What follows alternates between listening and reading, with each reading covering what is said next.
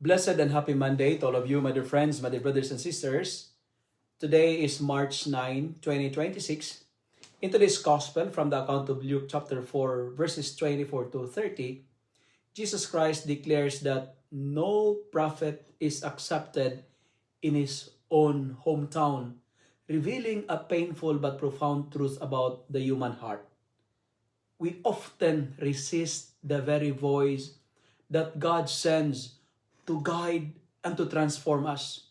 The people of Nazareth initially admired Jesus, but when his words challenged their pride and narrow understanding of God's mercy, their admiration quickly turned into anger by recalling the stories of Elijah helping the widow of Sarephath and Elisha healing Naaman the Syrian. Jesus reminded them that God's grace cannot be confined to one group, culture, or expectation.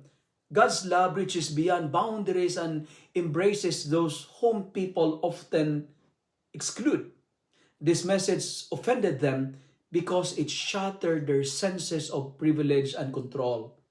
Yet, in the midst of rejection, in the midst of hostility, Jesus calmly walked through the crowd and continued his mission, showing that God's plan cannot be stopped by human resistance. Today's gospel invites us to examine our own hearts.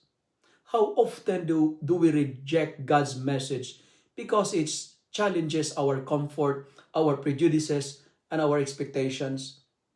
Like the people of Nazareth, we may admire God's word when it consoles us, but resist it when it calls us to conversion. The gospel for today reminds us that true faith means allowing God's truth to transform us even when it is uncomfortable, trusting that His mercy is wider than our understanding and His mission greater than our limitations. Let me conclude my reflection with 3 R's. First, recognize. Recognize God's voice even when it challenges our comfort and assumption. Second, repent.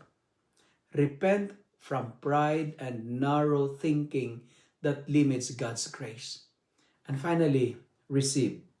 Receive God's word with humility so it can transform our hearts and lives.